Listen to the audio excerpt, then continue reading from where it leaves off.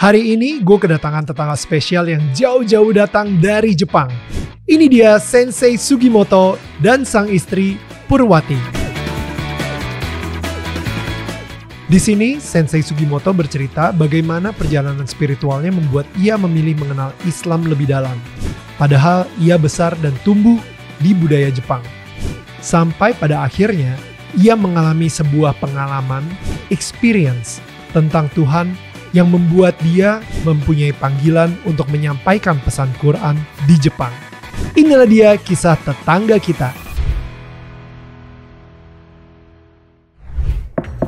Hai, ini gue Daniel, tetangga kamu. Yuk kita mulai. Halo tetangga yang gue sayangin dan gue cintain. Well, kembali lagi di Daniel, tetangga kamu. Dan seperti biasa, kalau misalnya kalian pengen support YouTube kita, langsung aja klik tombol subscribe. Atau kalian bisa memberikan super thanks juga. Dan bisa beli merchandise kita. Ini kita ada official merchandise yang sekarang ini gue lagi pakai ya. Salah satu dari official merchandise kita, tetangga saling menyangga, bukan menyanggah. Dan di sini ada QR code yang membawa kalian langsung ke official online shop kita. Dan yang pastinya kalau misalnya kalian sudah beli merchandise kita, dipakai dan di-upload ke Instagram kalian, mungkin kalian bisa tag kita juga di Instagram @danielmanata_network dan kita bisa repost dengan gaya kalian yang keren pastinya. Well, sekarang ini kita mempunyai tetangga yang jauh banget dari Jepang, guys. Ini dia Sensei Sugimoto. Hello, Sensei. Konnichiwa. Konnichiwa. Dan juga Bu Purwati, istrinya. So, apa kabar? Alhamdulillah baik. Alhamdulillah. Luar biasa sekali. Thank you so much for making the time. Yeah, my pleasure. Sensei Sugimoto dan Bu Pur itu kebetulan tinggalnya di Jepang ya. Betul. Bukan di Indonesia gitu ya. Dan saya akan ngomong bahasa Inggris sama Sensei Sugimoto dan kalian bisa ngecek nanti subtitlenya juga. Tinggal diklik aja tuh ada tombol CC, diklik dan di situ nanti akan ada subtitle juga di mana kita mungkin ucapan dari Sensei Sugimoto sendiri itu bisa kalian baca di subtitle. Baik, kalau gitu ini ngomong-ngomong bilangnya Sensei Sugimoto tapi sebenarnya Ustadz Sugimoto ya. Kalau misalnya bahasa Arabnya gitu kan. Iya betul. Ya. Tapi kalau misalnya di Jepang karena Ustadz itu bahasa Arab, akhirnya dipanggilnya tetap Sensei gitu ya. Betul. Ini menarik ya gitu. Ya. Tapi di Indonesia dipanggilnya Ustadz atau Sensei? Sensei. Sugimoto Sensei. Tetap. Yeah, people Tetap call me sensei. sensei. Tetap Sensei gitu. Iya. Bukan jadi Ustadz gitu kalau misalnya di Indonesia gitu. Bukan. Kalau misalnya Bu Pur sendiri Ustazah. Saya tuh basicnya guru ngaji, jadi dipanggilnya Bu Pur. Bu Pur, oke. Bu Pur aja. Oke. Sorry, bedanya guru ngaji sama Ustazah itu apa ya? Mungkin kalau biasanya ustazah itu artinya kan memang guru kan, bahasa Arabnya. Tapi kebiasaan saya lebih senang dipanggil Bu Pur aja. Karena image ustazah itu bagi saya pribadi kayak orang yang benar-benar punya ilmu yang tinggi. Tapi sebenarnya sebutan ustazah itu guru. Kan guru ngaji. Guru ngaji. Harusnya gitu. bisa dong Tapi dibilang. karena saya suka dipanggil ustazah. Kayak aduh saya kayaknya belum levelnya ustazah.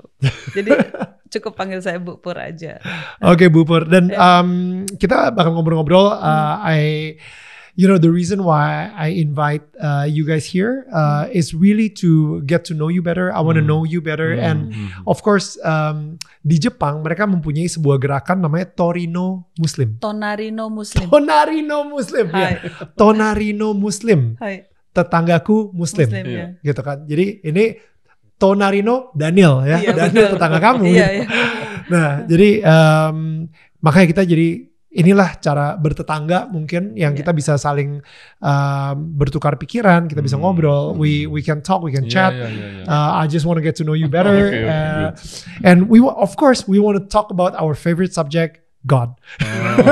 Okay. So Sugimoto Sensei, first, how did you become a Muslim? Muslim. Okay. Yeah. So I'm originally from Seki City, Gifu Prefecture. Okay. I was just born, raised up, normal, just Japanese family. Japanese family usually it's Buddhism or Buddhist, Taoism. Buddhist. Yeah, generally Shintoist. Shinto. Yeah, or Buddhist. Yeah, our family is Buddhist. Okay. Yes, but just name, Right. that is a normal like. So, however, when I was university student, that time 19 years old, I met a Muslim student from Bangladesh. Yeah, that was for me first time to see In Japan. in Japan. Ah. Yeah, the Muslim. Then we made friendship. Mm. Then he invited me to visit his hometown in Bangladesh. Mm. Just 1 week. So I'm interested in different culture. So I just visited just for 1 week. Mm. Then, but like it was 1996. Mm. So I got very like big culture shock when I just arrived. There are so many like orang-orang miskin sangat. I mean, Yeah. poor Banyak. people there. Yeah, banyak. So, but there are good culture shock also. So that is they have very good hospitality, Mm. the friendliness, and their family value is very strong. I mean, their family bond is very strong. Yeah.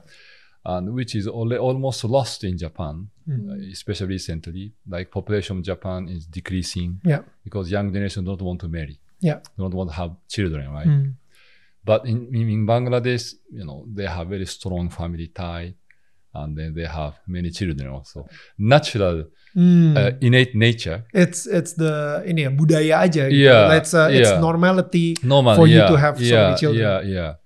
Then because they are Muslim, Mm. so maybe I was thinking why they maintain this culture. So because they're Muslim, maybe they're based on Islamic value. Mm. So after come back to Japan, I found the Quran in Japanese language. Oh, you found one. Yeah, 1996, there was no internet that time. Oh wow, yeah. So I want to find information, Islam. So I have to go to library or the bookstore. Mm. So I found the Quran. This Quran is a new translation. Mhm. I myself and Dr. Mizutani, another translator, translated. Okay. But the previous translation. Mm. So I just found and I just start reading. Mhm. So it's so different, Mm. so unique. Mm. I was not interested in any other religious books before. Mm. But this book is something so different. I also read so many books. My major is social science. Mm. So politics and economics and management and psychology and all, anthropology, sociology, so different books Yeah. I read. Mhm. But this is something very different. Why different? It's the very beginning of this the chapter, very chapter second of the very beginning. It said that أعوذ بالله من الشيطان الرجيم. It said ذلك الكتاب لا ريب فيه. So which means this is a book without any doubt or any suspicion, mistake. Mm. So which human being on earth can claim this? Mm. The very beginning of the book. Mm. Because the scientists, especially those who are more and more great scientists, cannot say like that. Because maybe later on, maybe new theory will be found. Yeah. So maybe your theory, that person's theory will be replaced. Mm. So no one dare to say that, this is a book without any doubt, no mistakes or error. So this is something very different. The beginning. Yeah. So that is the beginning, the attraction. So I start reading. I just found two new concepts for me. Okay. That is the concept of akhirah. Akhirah is a life after death. Yeah. And then concept of tawheed. Tawheed, the oneness of God. The oneness of God. Yeah, tawheed in Arabic. So that these new concepts are totally new.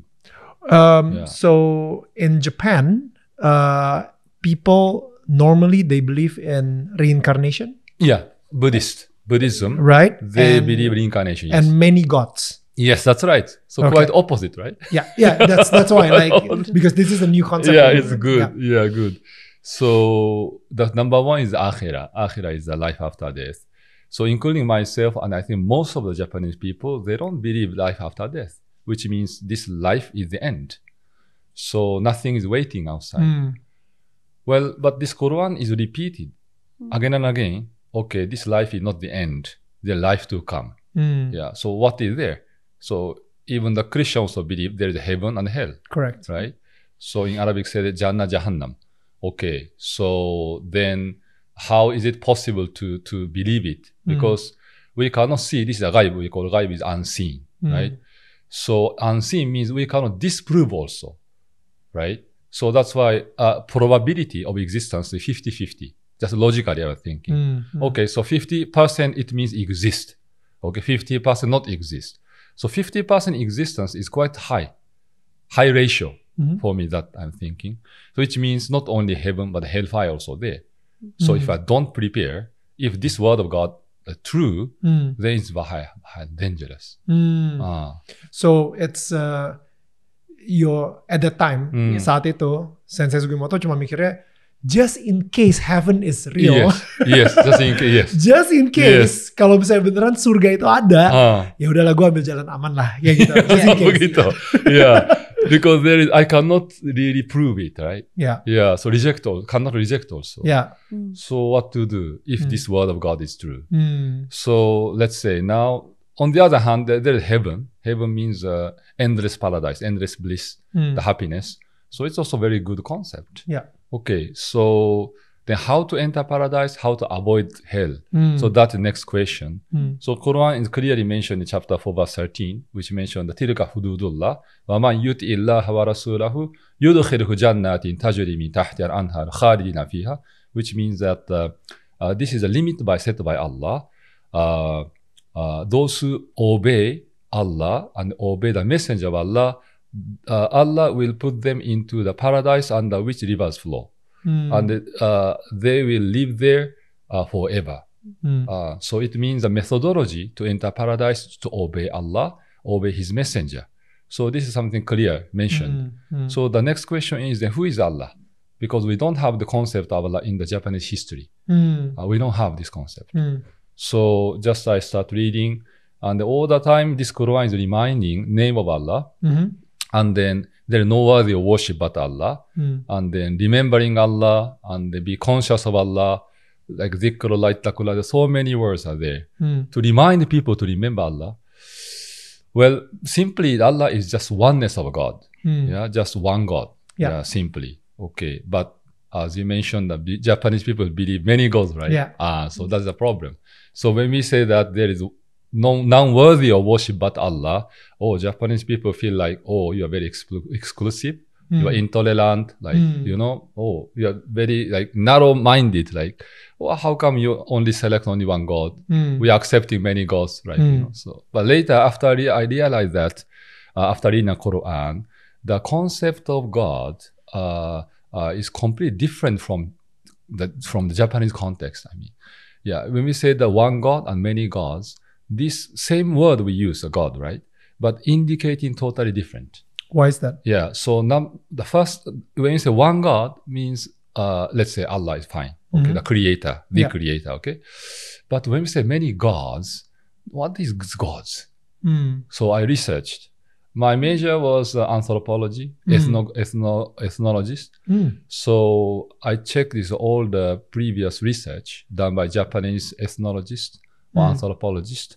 They research about Shintoism. Shinto is the one which believe many gods. So now, after research, I found that these gods actually indicating the spirits, the jinn in Arabic called spiritual energy. Okay. Yeah. So Japanese people believing something very strong spiritual energy.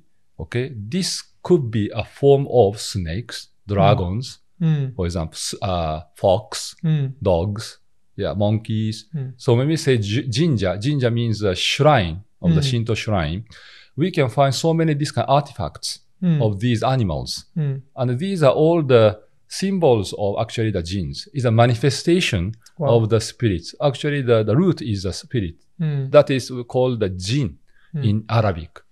Okay, so if the many gods indicate jinns, then actually Muslims also believe the existence of jinns, existence of spiritual beings. Yeah. So which also mentioned chapter 72 is the Surah of Jinn. The chapter is the jinn. Okay. The title of the book, the chapter is spirits. Okay, so it's no problem to have many jinns, many gods. But only difference is Muslims do not worship the jinn. Yeah. But only worship the creator of jinn, creator of human being, creator of the angels. Right. Yeah.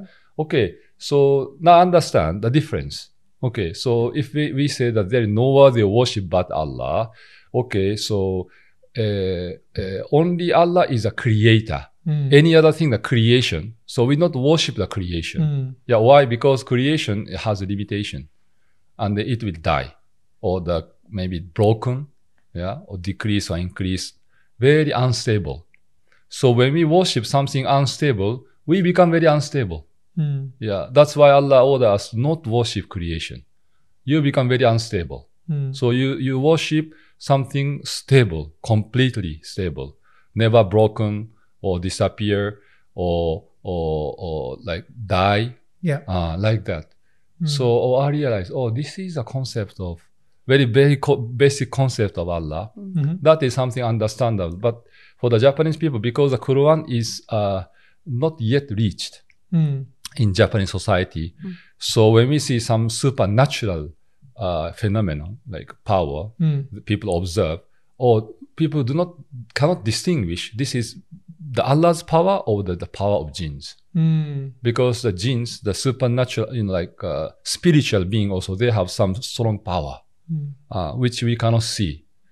And Allah's power also we cannot see sometimes. Yeah, power itself. Yeah. So that's why they cannot distinguish. So they're mixed. But when we read the Quran, we can distinguish. Allah is a creator. And the other things are creation, including the spirits. So because of that, I mean, it's so different. It's a two extreme opposite of concept, right? One has many gods. One has one God, the creator, right? The creator who create all these gods. One has reincarnation. The other one is paradise and heaven and hell, the afterlife. How old were you when you found that out? That one is 19 years old. 19 years old. So that means the whole 19 years old of your belief system, it's all suddenly becomes a lie. Yeah, you know.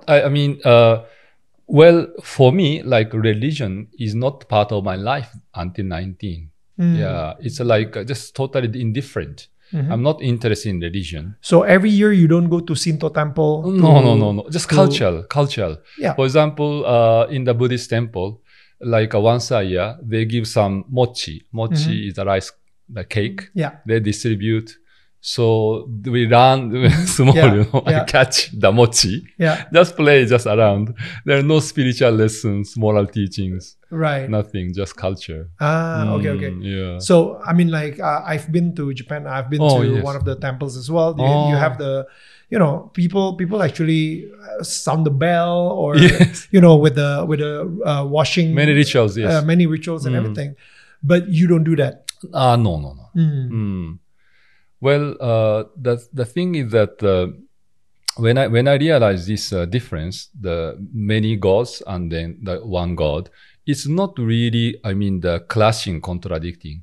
Yeah. Because these many gods indicate many jinns. So Muslims also believe existence of many jinns, while there is one God, the creator. So actually the Shintoism and Islam actually coexist. Oh, interesting. Can coexist, yeah. But only difference is only one thing. The Muslims do not believe, do not worship. Worship means if you have any request, want to overcome any issues, we don't request to jinns. We request to the creator. Only this difference. Yeah, but in Japanese people, when we go to the shrine, they give some coins and some offering food, and they deal with the jinns. Jinns has two jinns. The one is good jinns and the bad jinns. Bad jinn called the shaitan, Satan. Yeah. So it will give the bad influence to the human being. So that from a long time ago, the Shinto priests, they have very special ability to see the jinn, to see the spirits, and they can communicate. Even there is a woman priest who can just, what they call possessed by the jinns, can speak the spirit, the word of spirits. Yeah. So they have that kind of spiritual skills, ability. And then they have some skill to expel the bad influence or bad jinns or the bad spirit. So they have certain rituals. Yeah. Still people are practicing and believing. So giving food and giving money to deal with these bad spirits, to expel the bad influence. Yeah, so it's a kind of dealing place. The Shinto shrine is we are asking to bad jinns, or please do not give us any bad impact to us, just keep us away. Like, Yeah. right? Yeah. So it's a kind of dealing place. Mm. On the other hand, there are good genes, like dragons. Even China, they believe dragon is like a fortune animal. Mm. Yeah. So it's come to Japan also. Mm. Yeah. But this is a kind of, I mean, for us Muslim, this is a kind of superstition. However, if they are jinn also can give us some good impact. Mm. They have some power also. Mm. Yeah. Mm. So they give food and then coins. So they're expecting some good fortune. Transactional. Happens Mm. to them. So that is a practice Mm. of Shintoism. Mm. Yeah. So after you found Islam Mm. when you were 19, Yes. and then especially someone who came from, your major was social science. Yeah, social science, anthropology. And anthropology, Yeah. which is very logical. Mm. And now you found Quran, Yeah. which is very supernatural. Yes. How does that, like, how did that fight against your head? Okay. In the Quran, even the Bible also, there is some parts we cannot really science, okay? Unseen things, for example. Even the existence of God, we cannot science, right? We cannot science God. We cannot science the afterlife. Yeah, this is all gaib, the unseen. However, in the Quran, the uniqueness of Quran, we can find so many description of nature. Yeah, how the universe are created, started, for example. What is the source of the milk, the cow milk, where it comes from. It's actually written in the Quran. Wow. Wow. How the baby is developed in the womb of the mother, for example. And even there is the famous story, even the Bible, that Sodom and Gomorrah, right? Sodom and Gomorrah, yeah, this story. How this city was destroyed. Yeah. The main cause was not written in the Bible, but written in the Quran. So that is asteroid, a comet, which is very huge impact, yeah. To destroy Sodom. Yeah, destroyed, yes. So it's actually written in the Quran, for example. But this is recently found scientifically because it's revealed in 7th century and then maintained, without change for the 1,400 years. So 7th century, we don't have any telescope or we don't have any microscope. Yeah. Yeah. But so how you can check what is the ingredient of the milk, what is going on in the mother's womb is quite miraculous. I mean, if human being can tell without any mistake, quite miraculous. So that's why even we can have some, the natural description of nature, which we can also prove. This book is not simply something only spiritual thing. Even scientifically, we can investigate. That is the uniqueness of the Quran. So, how long? I mean, there was when you were 19 years old. It took to embrace Islam, right? To embrace. That's a very good question. So it took 1 year. Okay. Yeah. So at the first time I just went through the whole books. It's like whole book is 600 pages long. And then I try to find any mistakes or dangerous teachings, strange teachings. I investigate. Yeah. Yeah. Of course, I have many questions, but I ask Muslim friends, they answer me. Okay, so after just I read, then it took 1 year. After 1 year, I realized that there is no more question at that time. Then, I don't have any problems. So what to do next? Yeah, because the Islam is a faith. Yeah, it's a belief religion. So not just reading the book. Yeah, so have to have practice, experience. So that's why after 1 year, I feel like I want to experience Islam. I want to know what is the internal knowledge or real experience. It would be personal experience. Yeah, what is actually belief? Yeah, what we understand the outcome of belief. So I want to know. Wow. So that's why I make Shahada means I embrace Islam. Wow. Yeah. So that's the process. It's so beautiful karena I know a lot of people, mungkin yang nonton juga tahu gitu ya, bahwa Kayak tadi Sensei Sugimoto bilang dia pengen experience, mengalami gitu. Betul. Banyak orang itu nggak nyampe pada tahap mengalami karena mereka cuma stuck di tahap ritual. Mereka ya udah ini kan agama yang udah diturunkan oleh orang tua gue, ya udah gue ngejalanin sekedarnya aja gitu. Tapi ada satu momen yang sebenarnya harus lu alamin sendiri gitu kan, mempunyai pengalaman tersebut gitu, yang membuat itu menjadi sangat indah sekali gitu. Bener ya? Mungkin bisa ditambahin kali dari Bu Pur. Betul. Jadi saya sendiri meskipun saya lahir Muslim gitu kan, tapi ketika menikah dengan beliau justru saya banyak belajar mengalami itu.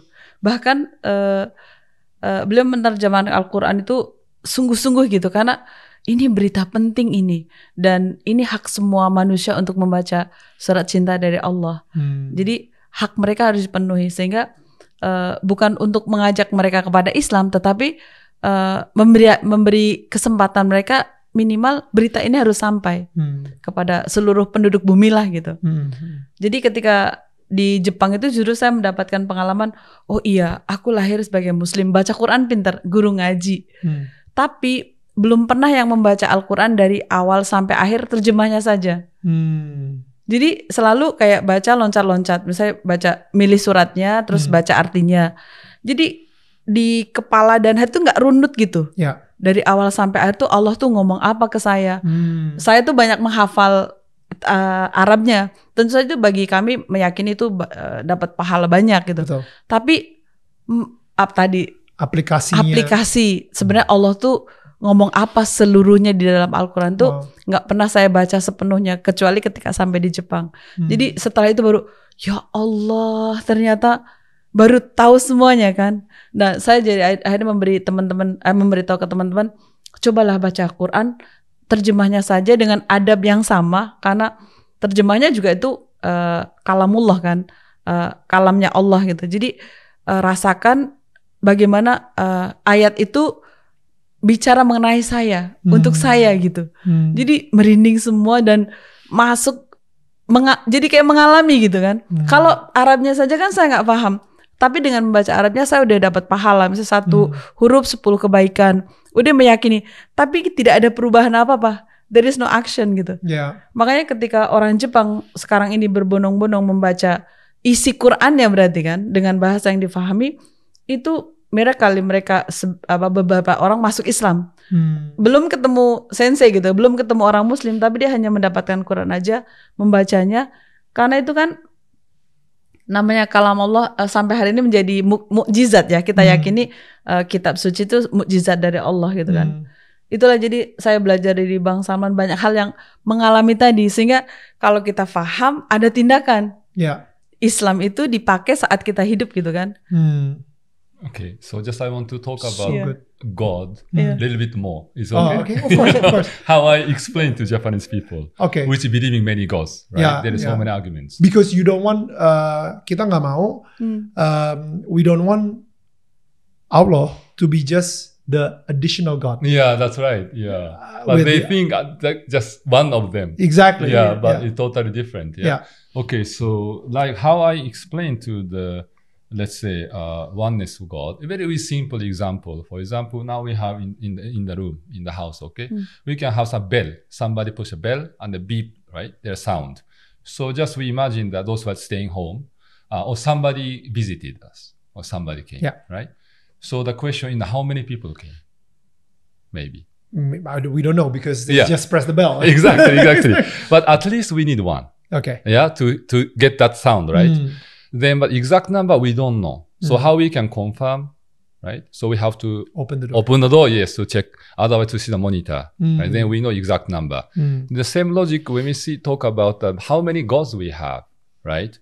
So science, certainly we cannot science gods. We cannot see, right? Betul. So we cannot open the door. We cannot see.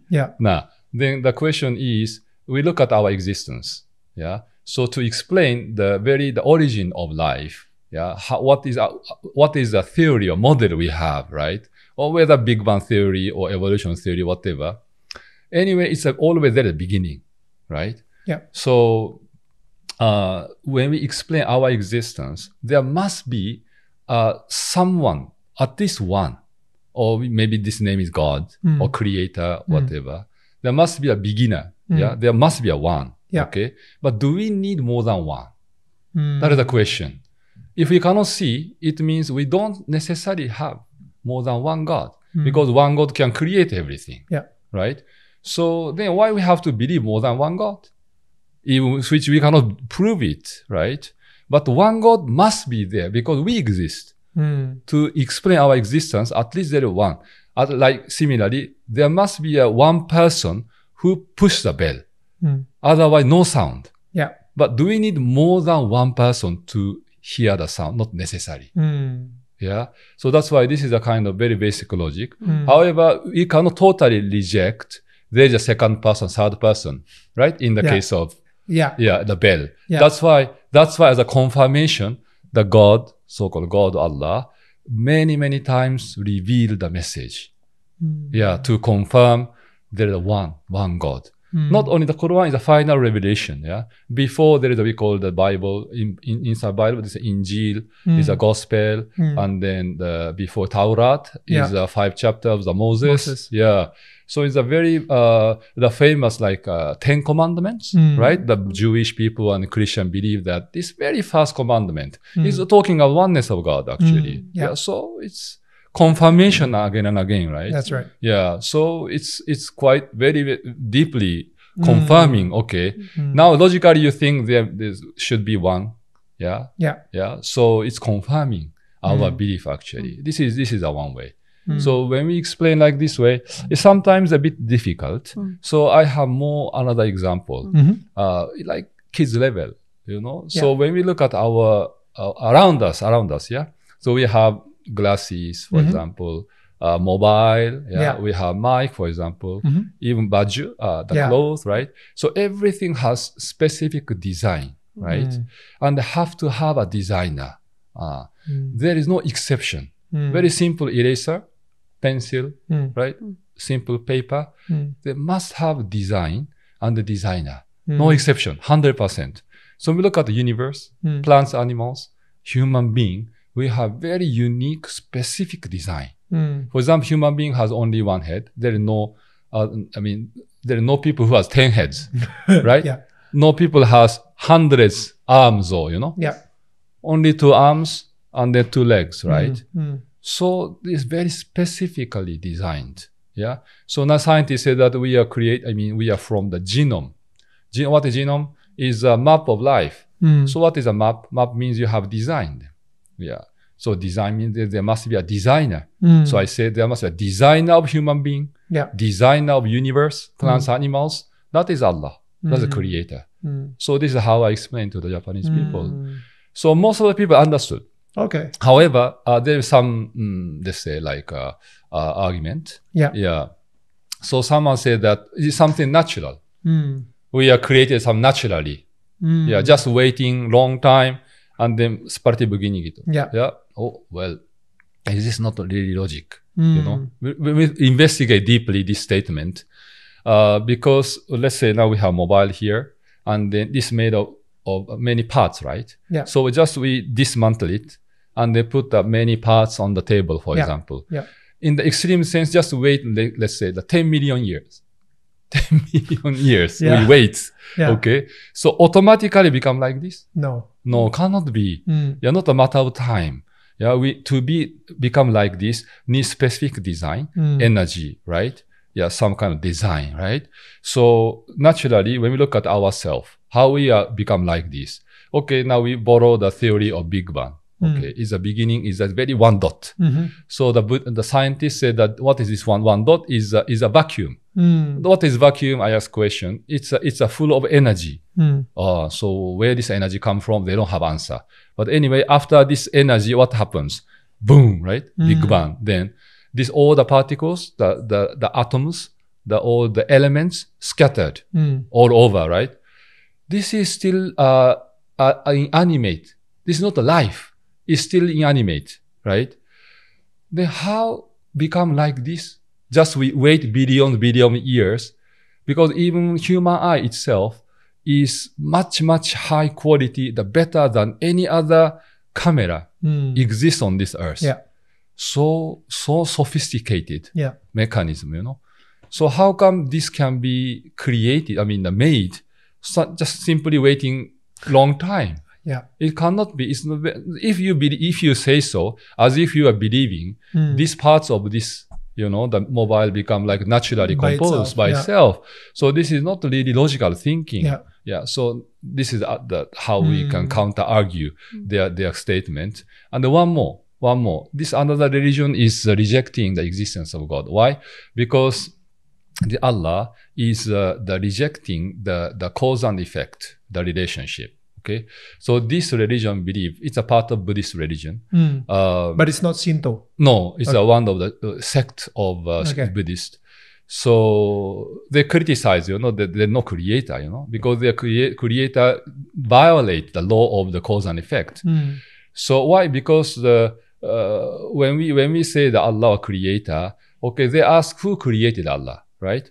Okay, suppose the God A created Allah. Then who created God A? The God B created. Okay, who created God B? God C created, right? So the chain is going back forever, right? We call the regression, like endless regression, right?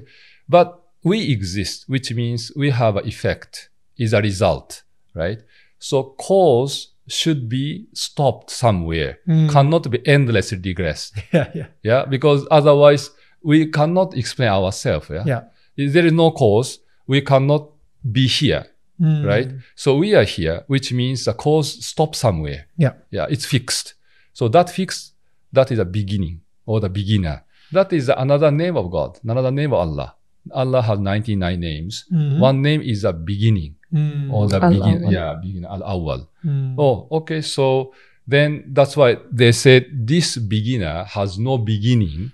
Okay. So you are violating the law of cause and effect. That's why they're rejecting. Okay, this is like, we cannot understand. Okay. But I ask them the question, if everything is made by cause and effect relationship, what is the cause of that cause and relationship? Cause and effect relationship, because this relationship is not, the taken for granted. Right. So we call this universal law, physical law, whatever. Okay, where this law is come from? It's not necessarily exists, right? Created by human. The cause and effect law. Universe can be like explained by some very physical law, or even the mathematically expressed. Why we have specific order? This world can be disorderly organized, right? Why we have law, right? So you say cause and effect law or cause and effect relationship, where this law comes from. So there must be a cause of that cause and effect relationship. Then what is the cause? That is Allah. Even Allah created cause and effect relationship. So this is how I explain. Beautiful. Thank you. With all these analogies, it's very beautifully said. But I think the most important question for you, how did your life change? Oh, okay. From being Shinto or from most of the Japanese people, now that you embrace Islam? Okay. So let's focus on my experience.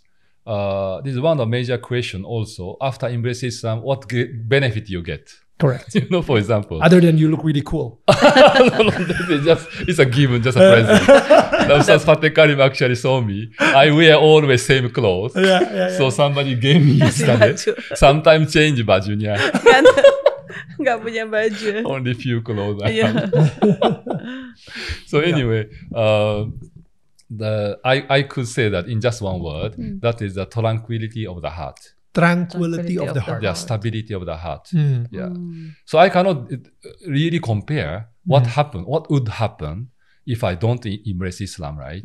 But I just presume. So like this world is now rapidly changing, right? Just before COVID-19, it's a big chaos also, right? There is so many Islamophobia also. And then now Gaza, and then before Gaza, Ukraine war, and it's very unstable, right? Economy also, business going up and down, yen and the rupiah also going down. And, yen right? lagi murah banget. Economy is like very changing, And then the human being, right? Human being also many complaints, right? And then the opinion changing all the time, right? Yeah. It's unstable also. Our health also, right? We don't know when we will die, right? When we will sick, right? So it's very unstable. So when we just focus on our, let's say we call creation, or these things are created things, yeah. So our heart become unstable. We concern about so much on the human being, so much on something about the money. This all up and down, changing, gone, disappeared, and it's very unstable. That's why we feel sad, for example, angry, and then worry, right? So it's very not stable. Yeah. But in spite of the fact that, now information technology and the people access, very rapid moving, fast society, right? But Muslim, they pray 5 daily prayers, right? So they establish prayer, even one time, maybe 7 minutes, 8 minutes, they connect to the Almighty, which is perfectly stable. So because of this connection, our heart becomes stable. I mean, at least my experience. Yeah. So that is, I feel that we call this is the sweetness of Iman, the sweetness of faith. Yeah. So even very unstable, very fast moving society, we connect to the Creator. So get that tranquility of the heart or the stability of the heart. Yeah. That is all I can say. That is a first and foremost benefit. And one more. You got a beautiful wife. Another benefit. Since after I'm really 5 years has passed. Then we met in Kobe Mosque. So boleh ceritain nggak ketemunya gimana sih? Kayak kok bisa ketemuan? Yeah, that is your part. Alhamdulillah. Jadi Qadarullah, maksudnya sesuatu yang memang sudah digariskan oleh Allah. Waktu itu tahun 2000 saya diajak oleh Konsulat Indonesia yang sedang tugas ke Osaka karena butuh guru ngaji. Just ordinary person sebagai guru Iqra, saya kan ngajar Iqra. Iqra itu sistem cara membaca Al-Quran. Nah setelah itu ternyata di Jepang nggak ada guru ngaji tahun 2000 tuh kan jumlah Muslim juga masih sedikit kan. Betul. Mungkin sekitar saya nggak bisa bahasa Inggris ataupun bahasa Jepang karena memang ngajar untuk orang Indonesia, anaknya orang Indonesia kan. Tapi pas begitu sampai di Jepang banyak orang yang mendengar ada guru ngaji, jadi banyak banget orang minta ngajar ngaji. Orang-orang luar juga yang nikah dengan orang Jepang atau dengan orang asing lain tapi Muslim. Jadilah dikenal banyak orang. Ada guru ngaji. Akhirnya kita bikin kayak TPA, Taman Pendidikan Al-Quran di Masjid Kobe. Pada saat itu 1,5 tahun kemudian beliau habis sholat Jumat, saya mau sholat duhur. Ketemu di depan Masjid Kobe, beliau mengucapkan Assalamualaikum. Karena saya guru ngaji, jadi kayak bacanya kurang fasih kan. Jadi kan orang Jepang tuh kalau ngomong Assalamualaikum itu bunyinya harus mingkem gitu kan. Kalau guru ngaji kan jadi kayak penasaran. Biasanya kalau muslimah tuh kalau ada laki-laki ucap salam nggak harus lihat orangnya kan, kayak menundukkan pandangan gitu. Tapi karena penasaran nih siapa yang ngucapin salam salah gitu. Jadi saya sambil buka sepatu, waalaikumsalam, sambil lihat. Pertama kali dalam hidup saya tuh ngeliat orang Jepang gitu, dan waktu itu masih relatif muda. Orang Jepang yang Muslim. Yang Muslim dan ngucapin salam. Jadi saya tanya, are you Muslim? Karena kan dulu masih pemahamannya kalau orang non Muslim ngucapin salam, saya hanya bisa menjawab waalaikum gitu kan. Ternyata beliau bilang, me of course, dia bilang gitu. Itulah pertemuan pertama kali di depan Masjid Kobe. Assalamualaikum Jepang jadinya. Judul film ini film. Nah, enggak. Ternyata kalau versi beliau itu your version, different versions. Beda. Iya. Jadi kalau pertemuan saya kayak gitu ceritanya. Memory composed different. Jadi kalau ayah gimana? The beginning, Imam of the masjid from Egypt, he actually called me. There is one lady want to learn Japanese language. She's looking for a textbook, Japanese textbook. So can you introduce? So just you can wait in the library. So I was waiting. So she came. In the library? Yeah, library. Jadi itu Not in front of the mosque? Yeah. That is, we have greeting. That's greeting. Yeah. But just quickly. Yeah, The sister go to the second floor. Yeah. Or the male, the first floor. Yeah, like that. Yeah. No conversation, not so much conversation. But then the conversation happened di in the library. perpustakaan. Di perpustakaan. Perpustakaan, iya. Ya, kemudian ada accident yang kayak drama Korea banget gitu. Jadi suatu hari saya mau cari buku, terus di tengah jalan saya kesleo, terus dia mau nolongin gitu-gitu deh. Terus aku bilang, don't touch me, karena saya nggak bisa bahasa Inggris kan. Waktu itu kan nggak bisa bahasa Inggris. Kemudian no, ya kayak drama lah kayak gitu. No, you have to go the other side gitu-gitu. Ini kalau kamu jatuh ke sana bahaya, kelihatannya kayak gitu. Ini banyak mobil, kamu harus sebelah sana gitu. Akhirnya ditolongin lah gitu. Ini harus dikompres, dibawa ke apa? Aku tahu Indian restorannya halal gitu. Wow. Terus dikompres this dulu. Is correct. Gitu. I mean, safe. This memory is safe. Terus nggak lama kemudian masih di I don't know di Indian restoran itu juga beliau propose. Jadi no, not that fast. Lagi pincang-pincang. Will you marry me? No. Tapi memang kejadiannya di aku nggak tahu mungkin 2-3 kali ketemu saja. Terus propose-nya memang di situ. Jadi bilang boleh saya minta buku tulis kamu gitu. Terus saat itu beliau nulis Bismillahirrahmanirrahim, in the name of Allah, my name is, saya makanya taunya Salman Sugimoto karena nama itunya nama panggilan beliau tuh, nama muslimnya tuh Salman. Sampai sekarang saya manggil beliau tuh Bang Salman gitu.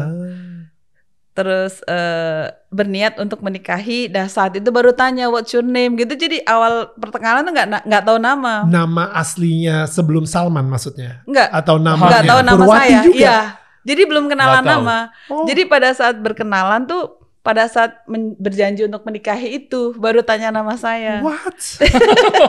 Dan waktu itu saya, ya sekitar 3 hari bertemu.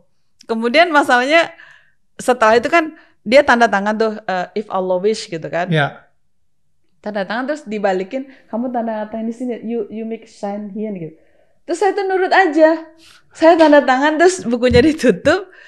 This is my promise gitu kan. Ya udah, saya nggak ngerasain apa-apa, masukin ke tas, pulang baru saya cerita ke orang yang saya ikut itu, Mbak mohon maaf tadi saya kesleo di jalan ketemu orang Jepang ditolongin gini nih, dan dia nulis begini artinya apa gitu. Oh itu dalam bahasa Jepang tuh? Bahasa Inggris. Oh bahasa Inggris. Tapi saya kan waktu itu belum bisa bahasa Inggris yang lancar gitu. Beliau yang loncat-loncat, bubur dilamar orang Jepang gitu. Ternyata pokoknya jadi heboh banget karena keluarga ini ternyata sudah mengenal Sugimoto ini, terutama suaminya biasa Jumatan bareng, dan saya nggak ngerti siapa, nggak ngerti beliau ini siapa. Setelah kenalan beberapa kali lah ketemu di masjid itu, jadi gitu. Ya udah langsung diproses, dibilang Bu Pur pokoknya jangan bilang enggak, jangan ngomong apa-apa sampai waktu tuh yang mau gimana bilang enggak, gue udah tanda tangan. Itu memang qadarullah. Jadi saya butuh waktu. Kemudian lucunya lagi ketika saya minta izin ke ibu saya kan orang Cilacap, ngomongnya ngapak gitu kan. Aku manggil ibuku Mboke, aku dilamar orang Jepang gitu, jenengnya Sugimoto. Ibu saya gitu, alhamdulillah Sugimoto. Sugimoto. Jadi ucapan pertama tuh alhamdulillah. Saya merasa itu direstui. Padahal ibu saya sebelum berangkat ke Jepang tuh wanti-wanti nggak boleh kawin sama orang Jepang. Karena dulu maaf ya, orang Jepang tuh datang ke kampung saya ngebakar 2 kali rumah kami. Buset. Makanya maksudnya pas lagi zaman penjajahan. Zaman penjajahan. Iya. Oh jadi mereka sampai ke Cilacap kan. Oh iya. Gitu. Jadi kayak wanti-wanti, tapi ketika disebutin salah denger kali Sugimoto jadi Sugih Motor. Sugih Motor itu kan Sugih itu kan kaya bahasa Jawa. Motor tuh motor, jadi banyak motor. Oh, jadi ini kayak dia saudagar motor atau mungkin gitu, dia orang gitu. Yang Ya itu lucu sih. Jadi alhamdulillah direstui, dan nggak lama kemudian terus diproses, dan kita nggak tahu ketika saya tanya who are you gitu kan. Terus I want to know more. And then you said, my name is Sugimoto. I was born in Japan. That's why people call me Japanese. Segitu doang. Jadi saya tuh nggak tahu. Akhirnya mulai saya tanya-tanya ke teman-teman di masjid, kemudian imam masjid tadi, terus guru ngaji saya yang orang Syria. Bertanyalah orang ini siapa gitu. Kenapa semua orang bilang, Bu Pur itu diapain? Digodain karena saya paling tua. By the way, maksud usia kami usia kami beda 6 tahun itu usia saya udah 30 tahun dan beliau baru 24 tahun. Jadi di antara teman-teman saya paling tua karena yang di Jepang itu kebanyakan student, masih anak-anak remaja gitu. Saya udah dipanggil Bu Pur juga kan. Memang usianya ya gitu. Jadi mereka yang muda-muda, itu pacar saya Bu Pur gitu. Oh bercanda. Jadi karena semua orang udah mengenal, saya doang nggak tahu. Tapi Masya Allah itu jodoh. Wow. Jodoh. Why? Why? Oh ya benar. Kenapa? Ya kan? Why the teacher not the students? Ya dong, students lebih muda-muda gitu kan? Kan lebih muda, lebih banyak loh. Yeah, just I feel like she was a Quranic teacher, so just I prioritize the faith. Maybe she can teach me the Quran, and then if you have children, can teach of the Quran. Wow. Masya Allah. Visionari sekali, luar biasa. Wah tersanjung saya Bang. Aduh. Baru tahu emang sekarang sih. Kita tuh nggak pernah nanya. Jadi mungkin Anda ya kan, saya nggak bisa bahasa Jepang atau bahasa Inggris saat itu. Saya tuh lebih banyak mendengar. Jadi banyak ngomongnya kan banyak gitu tentang agama, tentang saya lebih banyak merekam. Terus kayak ya Allah, ini bayangin dia siapa, bagaimana cinta itu tumbuh. Saya coba minta kepada Allah, ya Allah berikan signal aja, sedikit aja gitu. Kalau memang ini jodoh dari Allah, ada rasa gimana, kayak kebayang gak sih baru kenal terus diajak nikah, terus semua orang pokoknya harus mau, ini orang hebat, orang. Tapi saya gak punya rasa apa-apa kan. Jadi akhirnya suatu hari saya minta untuk jalan-jalan ke Awaji Bridge, apa ya? Kobe. Ya. Nah, saya pengen gitu minta dikasih signal sama Allah. Saya itu jadi sholat tahajud setiap malam. Wow. Baca Quran itu sebulan tuh bisa khatam 2 kali. Wow. Saking takut kan kayak karena sumber hidup kan. Ya gitu. Ini apa, dan semua orang kenapa mendukung? Saya berharap ibu saya menolak juga enggak gitu kan. Saya lari kemana gitu kan. Wow. Tapi Masya Allah ternyata pas lagi naik kereta beliau kan gantungan gini. Terus saya ngelirik, kalau dalam Islam kan kita nggak boleh pacaran ya, nggak boleh kayak ta'aruf ya lah, gitu. langsung, nikah. Jadi ya saya nggak berani ngeliat wajahnya juga gitu, takut jadi nggak lurus niatnya kan, mungkin karena cakepnya atau apa gitu. Jadi saya ngeliat tangan beliau, tangannya kan panjang-panjang kayak cewek. Nanti tangannya bagus banget gitu kan, putih. Sementara tangan saya tuh, saya kan petani juga, belajar karet, jadi tangan saya kayak cowok banget gitu. Ini kayak cewek gitu. Terus begitu ngeliat tangannya, badan saya tuh separuh tuh kayak deg-degan banget, panas semua.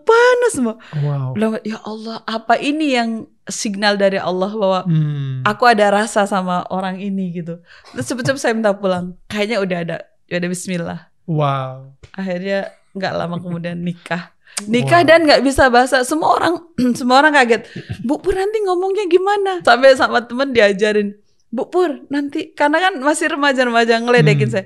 Bu Pur nanti kalau malam pertama buka kaos kakinya, terus Bu Pur dari kamar mandi tuh, Salman, I'm ready, katanya suruh dikasih tahu jempolnya dulu, katanya diledekin sampai segitunya.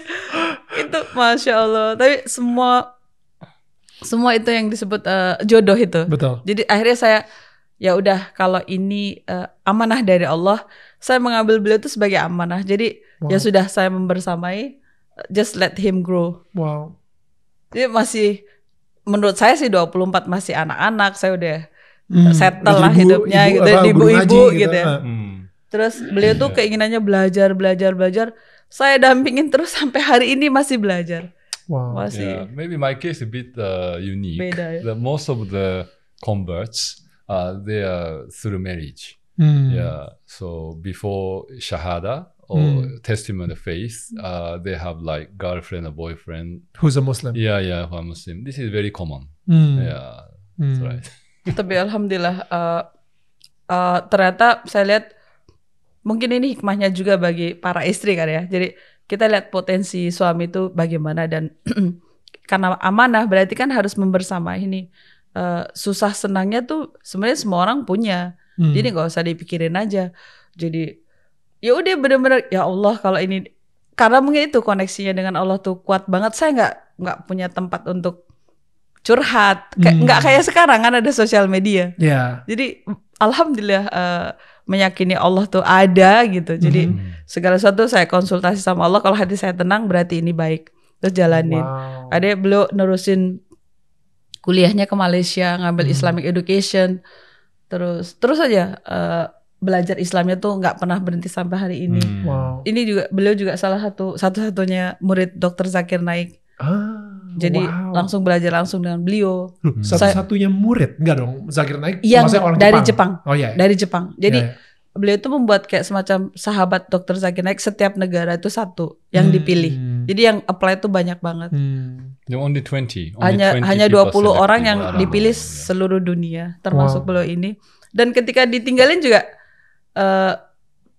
ditinggal gitu aja. Terus saya kan bercanda tuh kayak kisahnya Nabi Ibrahim mungkin pernah ini kan. Yang bagian iya. Jadi saya gini, apakah ini perintah Allah dan Rasulnya gitu. Bercanda gitu. Terus iya gitu, terus dititipin sama Allah gitu. Hari gini gitu loh.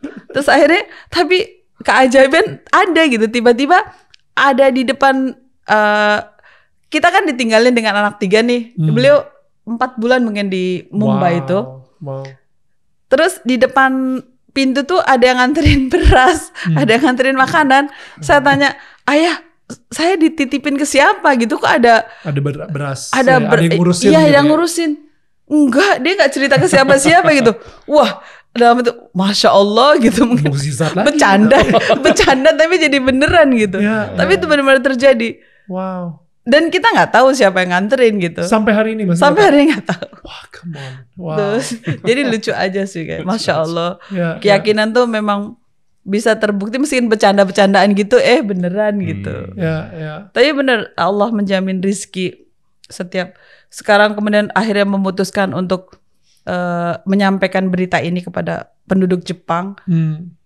Saya awalnya juga deg-degan loh mas. Wah, takutnya kita diapa-apain, tahu kan Islamophobia atau apa. Tapi beliau bilang, ya ini berita gembira dan peringatan, terserah orangnya gitu. Yang penting just convey the message. Pakai hijab gitu di Jepang gimana? Nggak ada kendala sama sekali. Masyarakat Jepang tuh mungkin sudah terkenal ininya toleransinya gitu. Jadi alhamdulillah sejauh saya tinggal di Jepang nggak pernah ada larangan atau gangguan gitu, nggak pernah. Justru saya sering ditanya, itu boshi kan, dibilang topinya lucu banget. Kadang kan pakai hijab warna-warni tuh ada kembang-kembang gitu. Ini cara pakai boshi cara pakai topi kayak gini gimana gitu. Yang lucunya ketika saya ke desanya Bang Salman itu kan di Gifu. Beliau tuh ternyata saya baru tahu beliau tuh keturunan samurai waktu dengan Ustadz Fatih Karim. Kan di podcast saya kan hidup aku tuh nggak pernah nanya banyak. Jadi kayak saya tuh taat kepada Allah dan Rasulnya, melakukan kewajiban aku sebagai hamba Allah dan melaksanakan tugasku ya ibu-ibu. Jadi hal-hal yang apa gitu nggak pengen nggak terlalu kepo lah. Iya nggak terlalu kepo. Jadi nanya juga untuk apa, kalau tahu juga untuk apa gitu. Jadi tapi ketika ditanya kenal sama orang, jadi ditanya kan, ternyata beliau tuh keturunan samurai dari klan Sugimoto dan tinggalnya juga di Gifu di mana Samurai Sword itu dibuat. Oh wow. Nah ketika ke Gifu itu, jadi saya pikir wah ada gerombolan nih orang pakai hijab kan. Aku lari dong sambil bawa anak. Wah ada. Ternyata itu gerombolan nenek-nenek pakai boshi yang persis kayak hijab. Jadi pertanian. Jadi petani. Iya petani itu. Iya benar-benar ketutup gitu. Aku pikir banyak teman orang Indonesia karena kan kembang-kembang juga kan. Lah pas disamber nenek-nenek. Terus ya kita sama gitu. Akhirnya mereka juga kayak melihat orang pakai hijab kayak sama aja kayak boshi gitu. Alhamdulillah nggak pernah ada gangguan sama sekali. Ya. Dan nggak ketakutan si Islamofobianya itu sama sekali nggak terbukti lah di situ. Iya, dari dulu sampai sekarang nggak pernah terjadi untuk saya. Saya nggak tahu kalau pengalaman teman-teman yang lain, tapi sejauh ini saya nggak pernah mendapatkan itu. Wow. Alhamdulillah. Wow. Oh, 3 anak berarti. 3 anak laki-laki semua. Wow. Dan Sugimoto Sensei, untuk menjadi tadi kan kita sempat ngomongin sedikit banget, dan ini saya pengen I wanna dig deeper into this. To experience Islam, to really feel, not just ritual. Yeah. You said when you were 19, you for 1 year, and then after that you said the shahadat, and then after that, because you want to experience it to the fullness. Yeah. A lot of people, as I told before, they're stuck in ritual. They don't have the spiritual side or the experience side of it. Like Bupur said before, she prayed and then God answers with the beras, she prayed. Is this? She prayed for a signal, and God gave her the signal through looking at your hands. I think those are the beautiful experience that you can really see naturally the supernatural of God in your life. How do people can experience that as well? Oh, I see. So it's really depend on the faith, yeah. If the no yakin, the certainty to the faith of God, then probably this will not happen. Probably, yeah. This is my experience. So somehow have to have some deep level the belief in God. I mean trust, just trust, yeah. So then it depends on actually God, because everything we request, we pray, everything if God, the Allah answer, then the king and the servant relationship become upside down, because the king is the one who actually requests, right, and the servant is the one who serve to the king, right? But if the human being request, Allah always answer, so Allah becomes servant. That's so good. Yeah. Right. So that's why sometimes the God, Allah, will not answer. Even we request just to test us, and then do not think that you are actually the creator. If you're confused, right? Everything answered by God. So that's why, even have faith, and then we pray, we believe. Sometimes no answer. Yeah. Even the prophets, they didn't get answer also. Yeah. So that's the kind of test. But generally, if people have a faith and then keep believing, the important is istiqamah, is steadfastness, keep faith. Yeah. Then eventually, you can achieve your goal, the bigger goal. Yeah. And then Allah, the God will answer. Allah will answer the request. So that's the thing. I mean the continuity, right? It's beautiful. Yeah. I also notice in the Quran here, it's all written in Japanese. Yes. In Indonesia, a lot of the Quran that I see, there is still Arabic word. Yes. How come there is no Arabic word here? Okay. So we have actually different version of the Quran translation in Japanese. So one part is Arabic, one part is Japanese. But this Quran, intentionally, I didn't include Arabic. Why? Because it's basically for the Japanese non-Muslim. So non-Muslim do not understand Arabic. So there is no meaning to put it. And then second of all, if we put Arabic, the sentences, some Muslim feel worried. This is Arabic word is a God of Allah, word of God. The word of God. Yeah. Word of, yeah. So Japanese is just a translation. It's not word of God. So it's a different. So when we include the Arabic, okay, this non-Muslim, how they will treat this word of God, So they will take the toilet is a problem, for example, right? They concern. Maybe they will, for recycling, for example, they will sell it for somewhere, or they burn it. It's a problem, right? Yeah. So that's why no Arabic. And thirdly, if I include Arabic, it becomes very thick. Yeah. Yeah. So I want to make it compact, the light as much as possible, compact. So without Arabic, it was the best choice. Yeah. What's the difference between this Quran and the Quran that you read when you were 19 years old? Yeah. So this one is subtitle is easy Japanese. Yeah. So it's more modern and the easy kind of Japanese language. Okay. Yeah. Previous one is a more like traditional. Okay. Yeah. It's very heavy. Heavy, to read. kind of expressions. Yeah. Kanjinya itu lebih mudah dibaca dari umur SMP ke atas. Okay. Sebenarnya awalnya tuh juga karena adik kita punya anak, terus gimana nih knowledge anak. ini supaya mereka bisa membaca. Kita menyebutnya itu surat cinta gitu. Jadi supaya anak ini bisa memahami gitu. Sebenarnya kita punya anak punya amanah lagi kan. Ini harus disampaikan ini. Semangat itu awalnya gitu. Sehingga alhamdulillah ternyata itu bermanfaat banget untuk seluruh orang Jepang. Di Indonesia ada nggak Quran dengan bahasa Indonesia yang mudah untuk dimengerti oleh anak-anak? Kelihatannya sekarang banyak dibuat ya. Tapi tetap dengan bahasa Arabnya. Yeah. Karena sekali lagi orang Indonesia, yang seluruh Indonesia, walaupun saya lihat menurut Ustadz Fatih Karim tuh berapa 70% masih buta aksara Quran kan. Betul. Tapi itu udah menjadi tradisi kita. Betul. Arabnya dulu baru artinya gitu.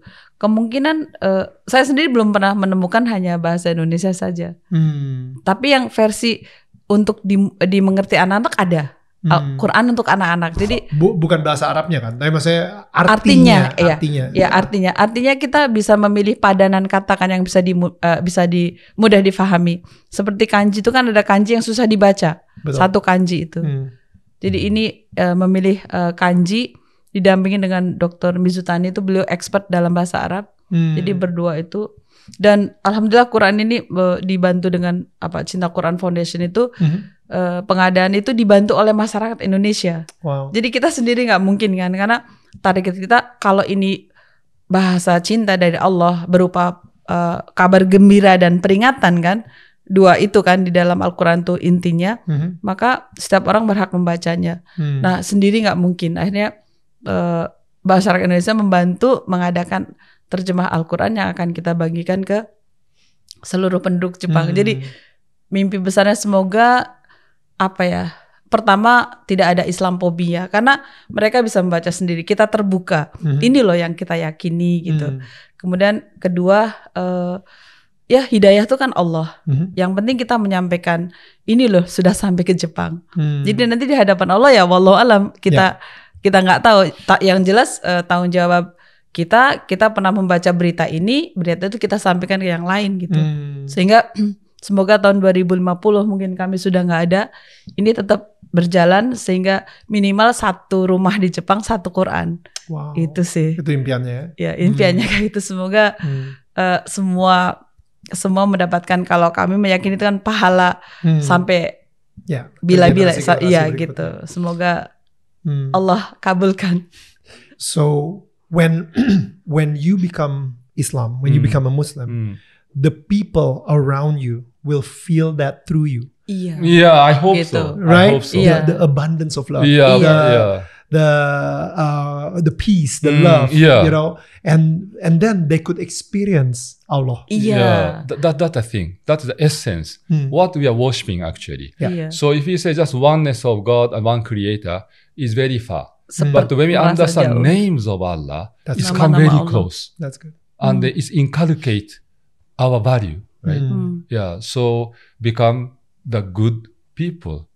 So it is something wrong if Muslim doing something bad.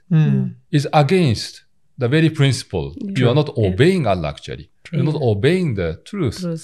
Some people telling lie. Why? The moment you are telling lie, it's not Muslim actually. Because Muslim means those who obey Allah, obey goodness, obey the truth. So the moment you are telling lie, it's not Muslim actually. So Muslimness is not like a stable like this. It's a up and down. You know, if as far as we are doing good, become Muslim, keep Muslim. But we are like committing adultery, like a zina, for example, like against Allah's order. At that time, become non-Muslim. Yeah. You know? Yeah. And again coming back when we start praying. No, this is my understanding. Wow. Yeah, that's why people say Imam is go up and down. Mhm. And then even we can have hadith, the prophetic sayings. Mm. Yeah, those who are committing sins. That moment is not believers. Mm. Yeah. So it's That a moment, moving. yeah. Yeah, it's a moving. Moving means anytime we can come back. Mm. Yeah, because we used to forget this goodness. Mm. Yeah. Yeah, that's Yeah. why at the very beginning, the Quran mentioned again and again, you remember Allah, mindfulness of Allah, the goodness, Mm. because the goodness is something is so, it's unconscious kind of. It's so something obvious. Mm. Okay, truth or false or the lie, which is good. Obviously, we think the truth, right? Mhm. Peace and the war, peace. So it's not really conscious every time, right? It's so obvious. But if we don't remember, not conscious of these values, we forget and then doing, very cruel to the people, Yeah. like hating people, right? Yeah. So become very negative and then going bad. That's why always remembering goodness. That's good. Yeah. That's good. Yeah. When you talk about when we said about good, right? Sometimes good in Japan and good in Indonesia, very good. completely different. Yeah. Okay. You know what I mean? Yeah, I understand. Yes. So it's subjective. it's subjective, Yeah. right? You think in Indonesia, it's okay, everybody's doing it, it's good. But in Japan, wow, what?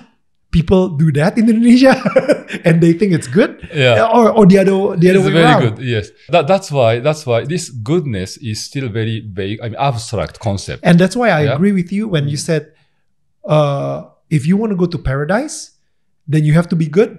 I don't think that's the case. What's the case? Because I think, you need to be holy, Holy. to go to paradise. And people who doesn't believe in God, man, I don't think they could think I have to be holy here on earth. You know what I mean? Yeah, I can be good. but How then to be holy?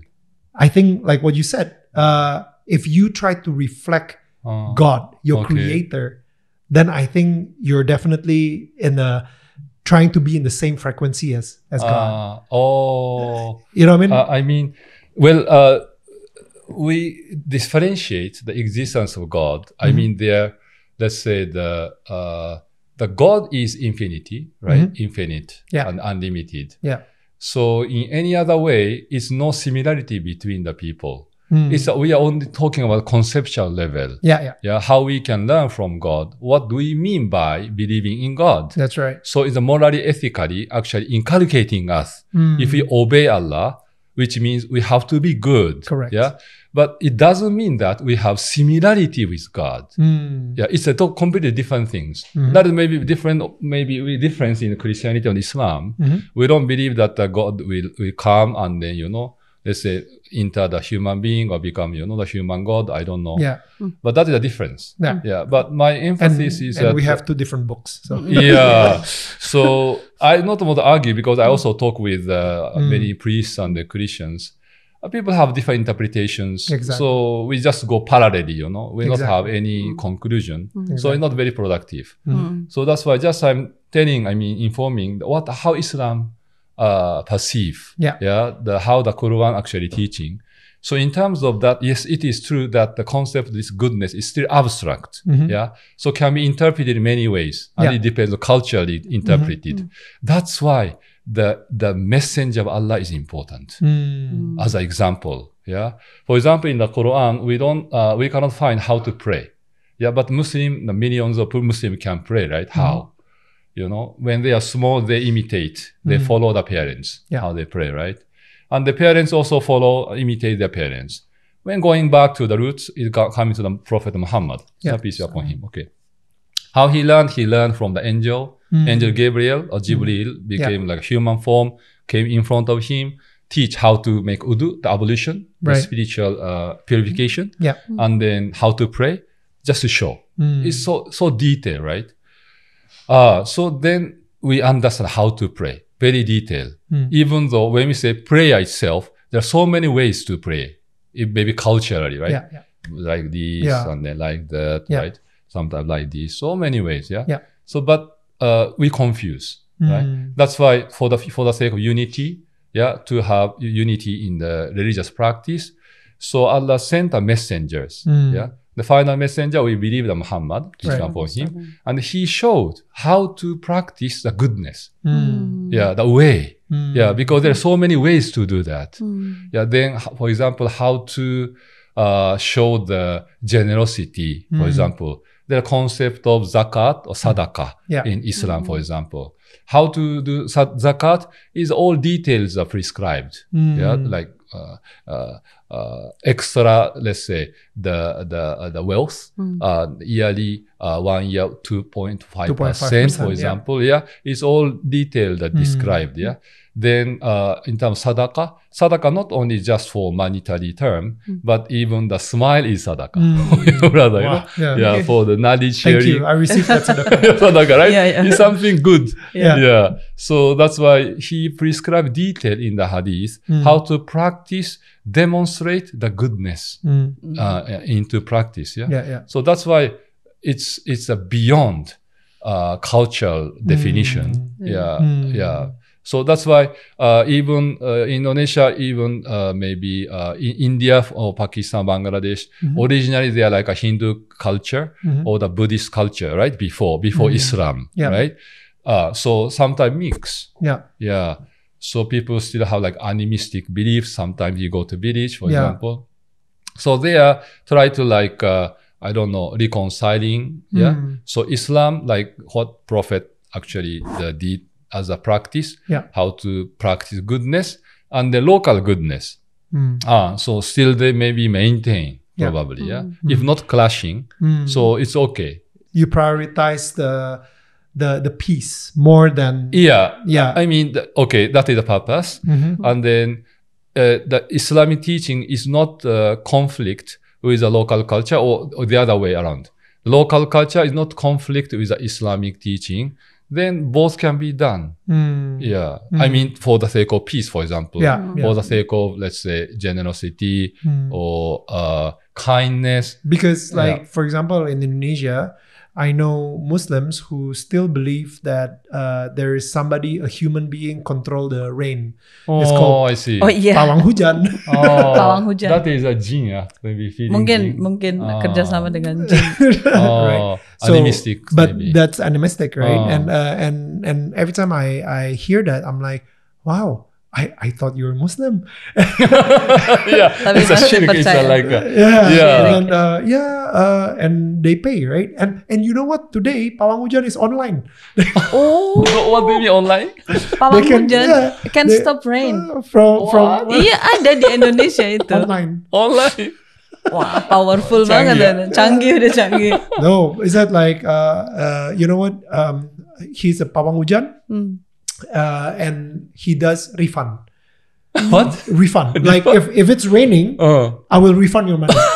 But you know what? I feel, it's a game of chance, 50-50. Yeah. So it's like gambling, like. It's like gambling. I mean, like if it rains, okay, I'll give you back the money. But most people, they probably like send the money and it's not rain and they think it's the pawang hujan. I see. So it's a kind of new cheating or not? Tapi memang ada. But it's normal here in Indonesia. Di sini normal. So, you know, why I'm saying that, because there is a, you know, like what you said, maybe sometimes you prioritize the harmony, then no, you must follow Islam 100%. Or else, you know, I think for the sake of harmony, sometimes you have to compromise. Would you agree with that? I see. It depends. That's why, as I mentioned, we need detailed examples, the case by case, right? So as far as I mentioned, not violate the Islamic law, then in any local culture, local practice can coexist. Because we believe that whatever Quran teaches us is nothing wrong, nothing harmful to the human being. So as far as we stick to the Quran, even the name of Allah is all good. There is no single name, negative and the bad names. So, and actually we remember the prayer or zakat, the fasting, or Ramadan is nothing harmful. actually, practical. This is my internal experience also. I actually want to ask a very interesting question as well. A lot of times when, for example, like yourself, when you convert to become a Muslim, you start wearing an Arabic attribute, like what you're wearing right now. Oh, Enggak this is juga just sih. Kebetulan aja. yeah, only available baju. But so, for example, if in Japan, Yeah. you said he's a samurai, right? When you let's say still see there's samurai for entertainment, right? People still do some dancing or whatever, and then before that they do a ritual, right? They clean the sword with I don't know what they do actually, or even in sumo, for example, before going to the sumo ring, you throw in the salt, and you do a little bit of rituals, right? Who are they doing their rituals to? For example, if there is a sumo who becomes a Muslim, but could he still do some of the tradition rituals? Or is that practicing to the Shinto, one of the Shinto? That's a good question. You know what I mean? Yeah, so I don't know in the case of sumo, it's just we call like this as athletic, like a sport. Yeah, but it's usually happen in the time of the funeral, like those who embrace Islam, like their family are still non-Muslim. So can we attend, can we really make a funeral for the parents, who are Buddhist, for example? That's good. This is a kind of the maybe good example to answer maybe your question. Okay. So I said that it is an experience from the Thailand. Thailand, in the southern Thailand, there are so many Muslims, the Malay. Yeah, we call Patani people. So the Malaysian, scholar, go to Thailand, the research. Majority are Buddhist, Thailand. Yeah, but about 6 or 7 million Muslim people living there. So how they practice, how they reconcile, they live together. So at the time of funeral, some of them, their parents or their friends are non-Muslim, which means a Buddhist. So this the Muslim priest, the Muslim imam, they somehow attend this funeral, okay, but do not practice rituals. That is the demarcation line. So because Muhammad Sallallahu Alaihi Wasallam, the Messenger of Allah, he also experienced, the respect the Jewish, people's the dead body. When the Jewish people are just, previously, like a long time, when people passed away, then in the wood box, or how do you call it? It's, the tomb. Wood case. Yeah. So they carry and the casket. To just walk around the village to inform somebody died, right? Somebody died. Yeah. So that time when this casket just move around and come to in front of the prophet, he stand up and he just the respect this dead, and this Sahaba is the companion of the prophet. He just remind him, actually inside this is a Jewish boys inside. It's not a Muslim. But why you want to respect? Show the respect. Respect. And then Muhammad Sallallahu Alaihi Wasallam said that all the soul come back to Allah. So I want to respect every soul, irrespective of any religion. So that's why even the Buddhist, in Buddhist country, the imam, the Muslim imam, somehow attend the funeral, the place. So the monk chant some spelling, like some their own like a belief, the chanting, like chanting, right? Just imam is listening, just attending only. However, like Buddhists, they put some, the scent and like they do and the bowing, for example. They don't do these rituals. Why? Because the rituals for the Buddhist people. Only this is the change. Like similarly, if Muslim died, the non-Buddhist people come to the masjid and pray, right? Nobody do that. So similarly, the prayer for the Buddhist is the ritually. Only for the Buddhist. For the Buddhist. Okay, so silakan. No problem. You can do. But the Muslim, we don't do that. We just respect the soul. We remember our death. Then, okay, but at least we attend. So that is a kind of the demarcation line, how we can coexist. Interesting. Interesting. I think in Japan, for example, what you guys are doing, it's very brave. Because,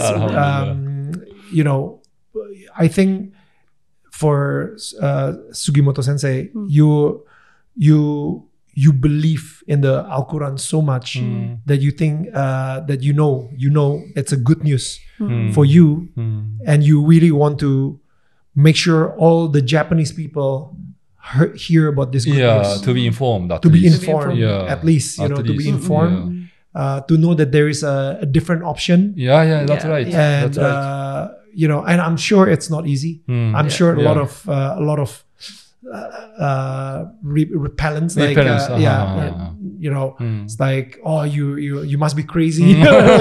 you're becoming fanatic or, radical or, but yeah, what you're doing it's amazing. I admire what you're doing. Thank you very much. It's brave. Yeah. Well, even the time of the Muhammad, the 7th century, he started just alone, beginning, right? Right. So all the first generation, the Muslim respect the most, they're all muallaf, which means all converts. Yeah. Yeah. So, but they are the people who make the road, the pave, for the next generation. Yeah. Now expand more than 2 billion Muslims now. Yeah. But the beginning starting all from 7 or 8. Yeah. Yeah. So always there is a first step. Yeah. Always the challenges, difficulties. First generation, they face the boycott, social, economic boycott, so much torturing, persecution, a lot. Yeah. Yeah. So just I learned the life story of the Prophet. Always like a beginning. Yeah. Or even whole life is a life of challenge. Yeah. Yeah. So it's a kind of encouragement. What is the biggest challenge for you? For me, it's like generally Japanese people, they are very indifferent in religion, not interested in religion, right? So how we can really invite them to receive the Quran, or at least to listen, like even 10 minutes or 15 minutes explanation. Yeah. It's quite difficult. Yeah. It's the main challenge. Although many Japanese people, they are very kind. I mean, they are very soft, polite. So they don't really so hardly repel. But practically, maybe Dalam Hati, they are not really listening, or they're not really understanding. Yeah. So that's I believe the biggest challenge. Yeah. It's so much indifferent. Like there is the scientific research about religiosity around the world. In the Pew Research Center, in this American think tank, the research, in Indonesia, 90% of the people believe that the religion is important in the life. But what about Japan? Only 10%. Oh, wow. Only 10% of people believe religion is important in life. So it's so different. It's opposite, right? Wow. So how indifferent? Yeah, they are so much secular. Secular, I mean, that's why they believe only this life, nothing waiting. So full concentration on this life. But sometimes, it's so much depression, mental illness going on, right? Because they're so tired. Yeah, only focusing on this life. Yeah. But if you just a little bit exit, there is next life, there is paradise and forever, continuous, endless blessing. This is just temporary. Yeah, temporary. We feel somehow relaxed. Why so much, full concentration, you see. We need sometimes relax, escape from this little bit, relax from this dunya and then connect with the Almighty God. Yeah, it's a relaxation, stress management kind of. Stress management. Yeah. Yeah. So it's giving like alternative way of life. Yeah. So it's very important actually. Wow. Yeah. Thank you so much. Apa namanya? Tetanggaku Tonarino. Thank you so much. Tonarino Daniel. Tonarino Sugimoto Sensei. And Bupur. Thank you so much. Terima kasih banyak. Sama-sama. We want to give you this. This is also from it's a neighbor's gift. Oh, dari tetangga. This one. Oh, Masya Allah. Yeah, the house. It's called Tetangga Saling Menyangga Bukan Menyangga. So the meaning is tetangga. Neighbor always support each other. Support each other, not good. Not debate. Not debate each other. Very good. Debat ya. Keren. Yeah. Islamic teaching ya. To be good Yeah. to neighbors. So mungkin bagi tetangga kita nih sekarang ini yang lagi nonton dan mau memiliki Quran versi Jepang, ya kan? And again, it's so beautiful. Ini benar-benar indah banget. Halamannya pun juga benar-benar dibuat dengan kualitas terbaik untuk kertasnya sendiri. Bagus banget. Nah, kalau misalnya kalian mau, langsung cek di Instagram kita di @danielmarnetwork. Nanti kita akan kasih tahu detailsnya bagaimana kalian bisa mendapatkan Quran Jepang dari Sugimoto Sensei. Masya Allah. Yeah, so thank you so much. Terima kasih banyak. Thank you so much. And but if there are other neighbors who didn't win this, but they want to buy, where can they buy it? Can they buy it here in Indonesia or only in Japan actually? Yeah. Only in Japan. But we have some few copies in Cintakuran Foundation. So not only one copy. Yeah. Maybe at least 10 copies maybe. Oke. Dan bisa juga kalau misalnya kalian mau, kalian langsung cek di Cinta Quran Foundation dan di situ juga ada detail-detailnya untuk mendapatkan Quran seperti ini dan mungkin Quran untuk anak juga tadi yang dibilang sama Bu Pur juga. So thank you so much. I am so happy, really so happy that you guys are here menyempatkan waktu kesini juga. Thank you so much. Arigatou gozaimasu. Maaf kalau terlalu serius. So kita ketemu lagi minggu depan dengan tetangga yang gak kalah hebatnya. And thank you so much. Tetangga saling menyangga bukan menyanggah. Bye guys.